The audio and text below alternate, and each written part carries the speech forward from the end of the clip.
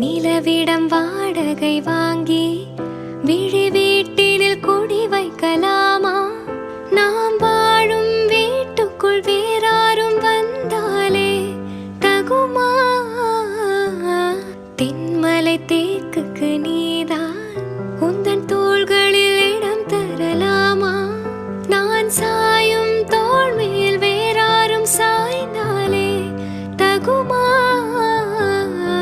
நீரும் செம்போல சேரும் கலந்தது போலே கலந்தவள் நான்.